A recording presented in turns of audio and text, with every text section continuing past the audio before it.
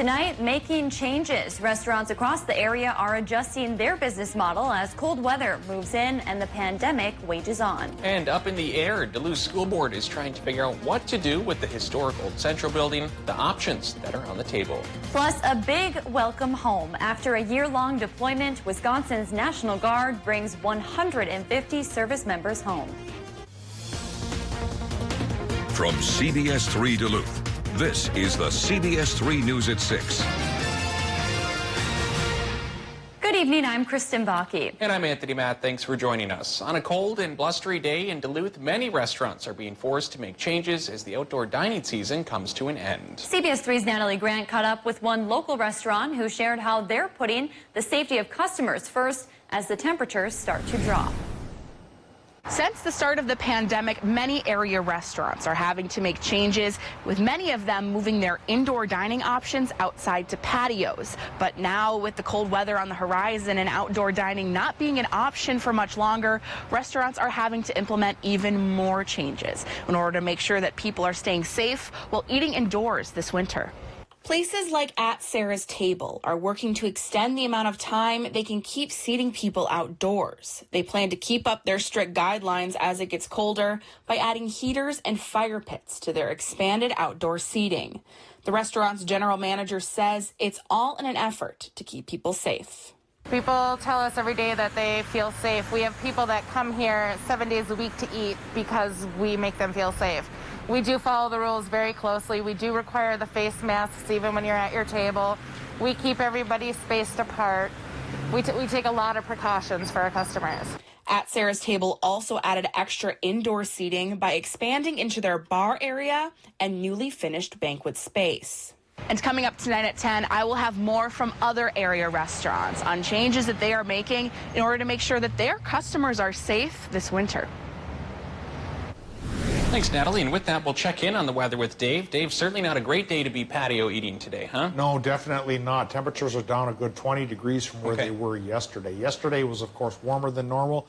Today, many places came up cooler than normal. Top temps on the fringes of our region, not so bad. 68 International Falls, 68 for Hayward, but in between, we had 50s and 60s for our top temps. I do think we're going to bounce back a bit tomorrow. We'll be cracking 70 for a lot of places, so not as warm as yesterday, but better than today.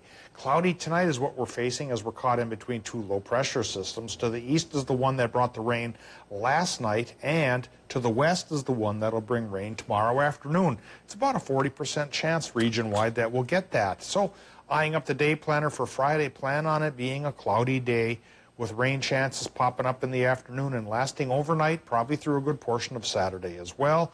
There's the top temp around the Twin Ports of 70. Down towards Hayward, it could be even warmer than that, but of course, towards the Arrowhead could be a little bit cooler.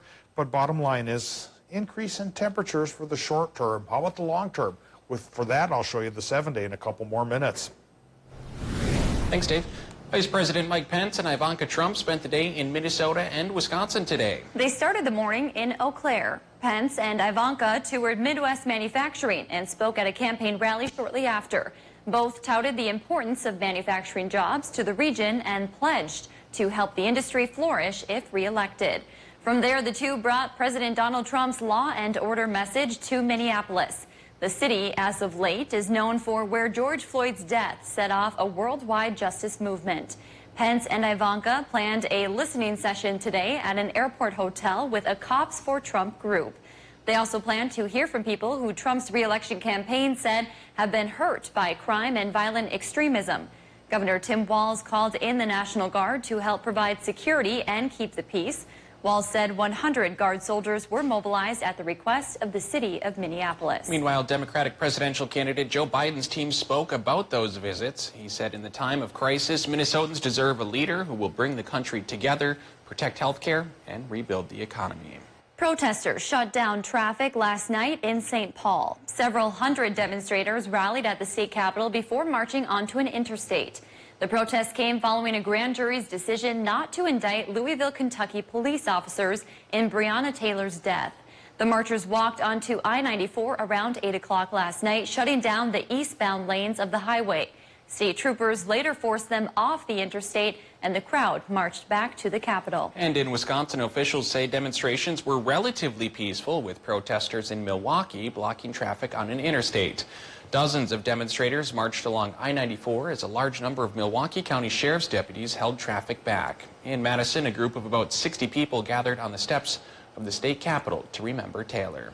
Happening right now, Duluth Police Chief Mike Tuskin is making a presentation to the Duluth City Council.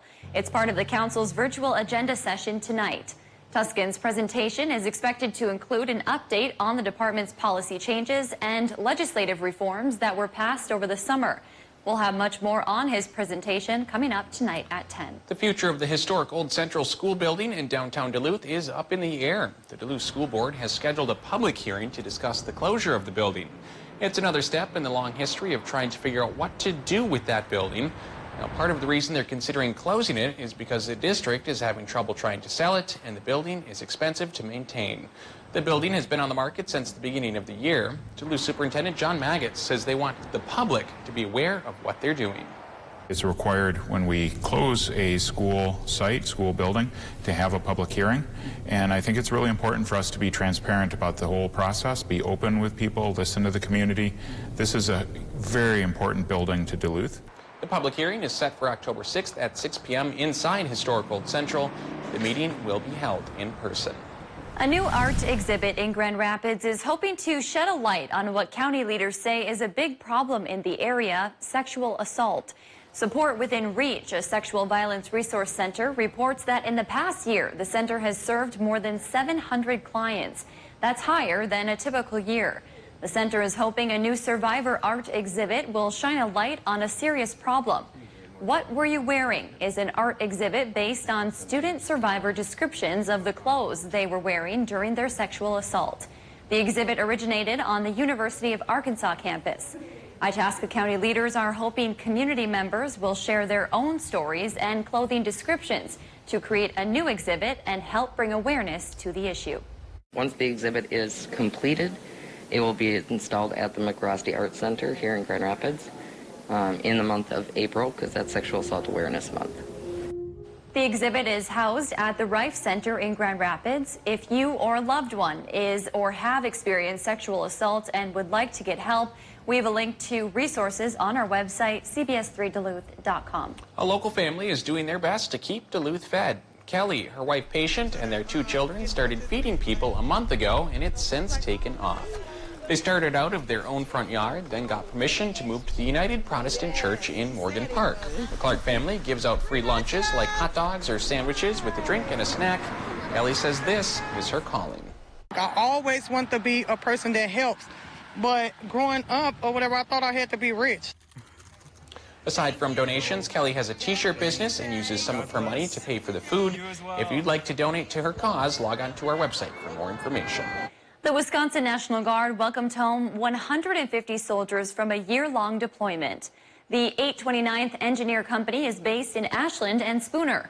This is video from their send-off last October, before they spent a year overseas working on construction projects at 21 different bases. Their mission took them to Afghanistan, Iraq, Jordan, Syria, Saudi Arabia, and Kuwait. Because of the pandemic, the Guard could not hold a traditional welcome home ceremony, but senior leaders met them when their plane arrived to welcome them back safely. During the pandemic, technology has become an even bigger part of people's lives, whether they use it for schooling or communicating with others. The most recent numbers from the spring showed around 25,000 Minnesota children don't have access to internet or smart devices. Susan Elizabeth Littlefield shows us how some groups are acting quickly to help bridge the digital divide. This bustling North Minneapolis Y is full of students with goals. I want to be an NBA player. I want to be a lawyer. A police officer. I want to be an inventor. A singer, a hairstylist. I have a lot of things I want to be when I grow up. And as we know, school is a means to an end. But these days, that's complicated. Now with distance-based learning, we are actually seeing kids fall behind more significantly because they may not have connectivity. They may not have a parent or guardian that can be at home and marshal some of those resources and ensure they're engaged. And that's a big problem in a state with a big achievement gap. This graph shows kids who are white graduated at a much higher rate than students of color. So the Y went all in with support from businesses like Excel, Securion, and U.S. Bank. They are funding these technology pods at 19 Twin Cities locations. The goal is to push these pods beyond the Twin Cities. The hope is to have them in every corner of the state. They are certainly being well received. My internet's like super slow at my house, so coming here is a better decision. And having the right tools in the present means they are ready for the future. I want to be an attorney and travel the world and help a lot of people. Currently, the pods are only available in the Twin Cities. However, leaders of the YMCA say they want to bring them all across the state. Still to come on Live Local CBS 3, are children facing challenges growing up? All children face challenges growing up. However, do children with same-sex parents face more? Find out on Eye on Parenting next. Well, I was hoping we'd crack 60 today, but 54 is the best we managed at the airport in Duluth. Well below the record of 85 and below the normal of 61. Tomorrow, though, we'll beat normal by at least a little bit. We'll talk about how far coming up after our break. Live, local, CBS 3 News at 6 with Kristen Vaki, Anthony Matt, Kelly Hinson, and weather with meteorologist Dave Anderson on Live, local, CBS 3. Watch Jeopardy at 4:30, followed by CBS 3 Live at 5 on Live, local, CBS 3. Welcome to Medical Insight, a weekly healthcare feature brought to you by the experts at Essentia Health. Here's your host, Louis St. George. Today on Medical Insight, Kenzie Holman tells us about the Essentia Health Specialty Pharmacy, which manages medications for complex and chronic conditions. Specialty pharmacy is an ambulatory pharmacy service like a traditional retail pharmacy. The big difference is in the conditions that we treat and the medications that we're providing. Specialty medications tend to be more complex in administration, in their regimen, or simply have more difficult side effects to manage. Patients that are receiving specialty medications include oncology, hematology, multiple sclerosis, a number of chronic inflammatory diseases like rheumatoid arthritis, psoriasis, Crohn's disease, as well as other conditions like growth hormone deficiency.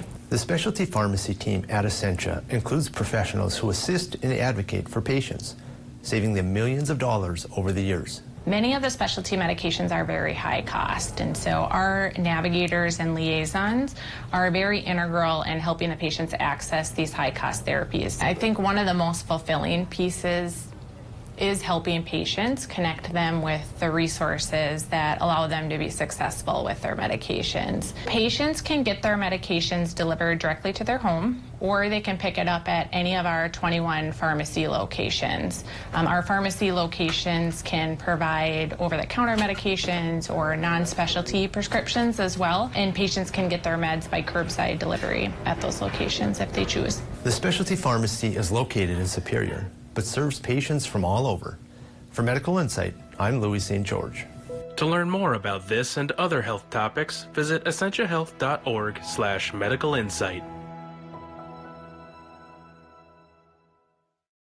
I'm Tina Smith, and I approve this message because building a strong economy requires creating more opportunities for more people.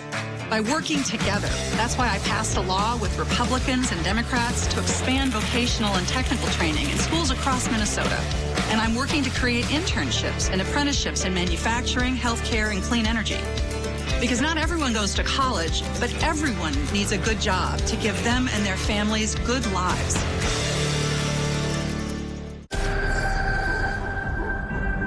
This is Commander Burnham, commencing reconnaissance mission.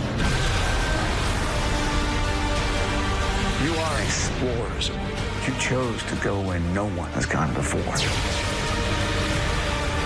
Wow, this is so cool. Fortune favored the bold. Star Trek Discovery Season 1 special presentation beginning tonight at 10/9 Central on CBS. All seasons now streaming on CBS All Access.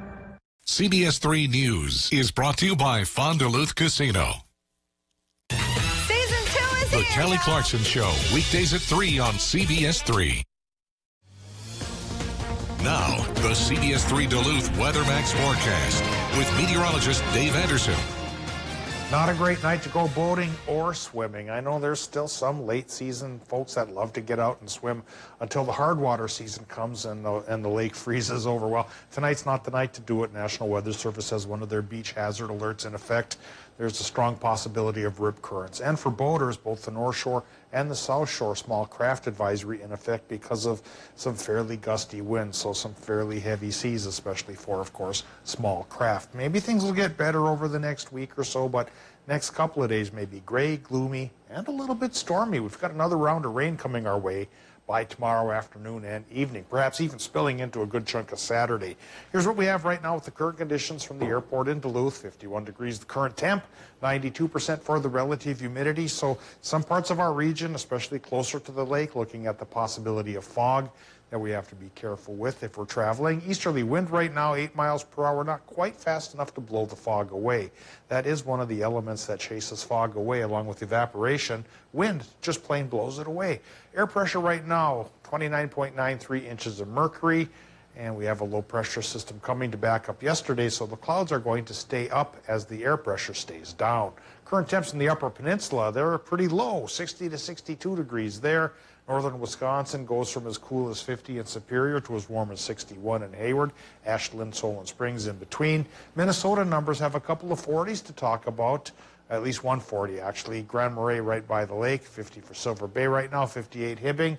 Still 62 degrees International Falls. Lows tonight likely will be in the upper 40s to lower 50s for much of our area. Tomorrow, we'll get warmer. We'll go back towards 70 and maybe even upper 70s down around Hayward. But right now, we're caught in between two low pressure systems. The one that brought rain yesterday brought a few sprinkles to places in Wisconsin and the UP for a portion of today, while the rest of us were on the drier side, but still the cloudier side as a new low pressure system comes our way from the west. And this new low pressure system, that's going to bring us a 50% chance for rain tomorrow afternoon, tomorrow night, through a good portion of Saturday. So another round of rain coming with totals that just might go like this. Northern Minnesota could run from about a quarter to a half. Then the rest of the region could go from about a half to 3/4 or so. Ashland might get 8/10. We need the rain, so hopefully we get it once the rain passes here.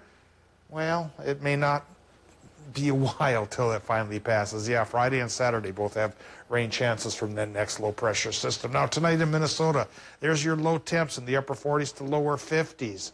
And in Wisconsin and Michigan, lower to mid 50s. There, for tomorrow, daytime highs, Wisconsin, Michigan could run 70 to 75, warmer to the south. But even up north around Ashland, it could start to perk up a bit. 40% rain chance tomorrow in Wisconsin, 50% chance in Minnesota.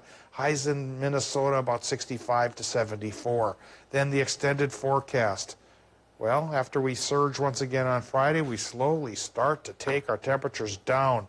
By next Thursday, only 48 for the high temp. As far as rain chances go, we have one Friday, Saturday, couple showers Sunday, little break on Monday, Tony. Then by Tuesday, another round of rain could come. And again, we're about 2.5 inches shy of rain just for the month of September. Okay. So, you know, we like sunshine on weekends, but if we just grin and bear it and let the rain come down, hopefully we can ease the problem. And it might finally be time to put away those shorts for the year, huh? Looking at that 7 day. Well, at my age, they never come off anymore. But for those who can make them work, that season may be ending. All right, thanks, Dave.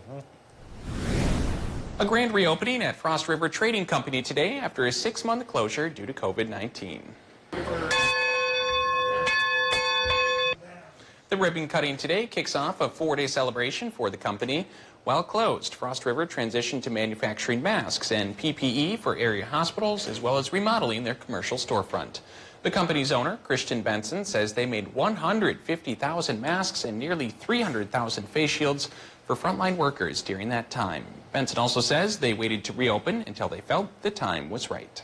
The reason we have waited this long to get the store back open is we wanted to make sure that it was right, and that it was right for our staff, that we were able to get the whole store up and going, that we can learn from other retailers who have gone through the reopening process. The reopening celebration continues throughout the weekend.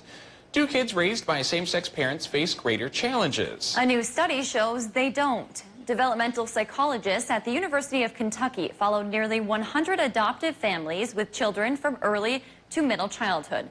They found no differences in family functioning between same-sex parents and heterosexual parents of adopted children. There was also no difference in how family makeup influenced adopted children's behavior or how the kids thought about adoption. One factor that did impact the kids: how the family managed conflict, regardless of sexual orientation.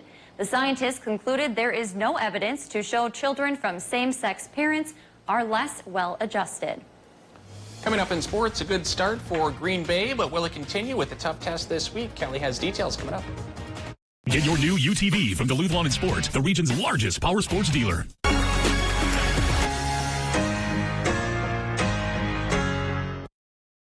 CBS3 live cams are brought to you by Kohler Chevrolet Buick GMC Cadillac. You're not just getting a car, you're getting Kohler. It's Super Saturday at Home Furniture. Up to 15% off sale prices with instant factory rebates, plus no interest financing until 2022. Mountain bikes are half price, just $99. And get free no-contact shipping. Saturday only at Home Furniture.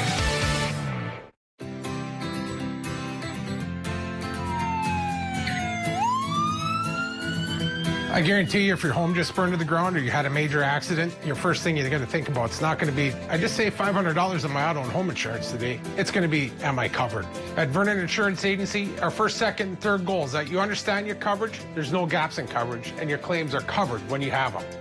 Call Vernon Insurance Agency today, 218-384-3970. Hi, I'm Stephen Ray. At Miners National Bank, we offer local originating, local processing, local closing, and local servicing. For your next mortgage, apply now. MinersMortgage.com. Miners National Bank of Evelyn, member FDIC, equal housing lender. I'm Quinn Nystrom, and I approve this message. Pete Stauber and our healthcare. It's like the fox guarding the hen house. Stauber took tens of thousands of dollars from corporate special interests, like the healthcare industry, and voted against lowering drug prices 5 times. Stauber even voted to let insurance companies sell junk plans that deny coverage for people with pre-existing conditions. We can't trust Pete Stauber to guard our health care. I'm Tina Smith, and I approve this message because building a strong economy requires creating more opportunities for more people. By working together, that's why I passed a law with Republicans and Democrats to expand vocational and technical training in schools across Minnesota. And I'm working to create internships and apprenticeships in manufacturing, healthcare, and clean energy. Because not everyone goes to college, but everyone needs a good job to give them and their families good lives.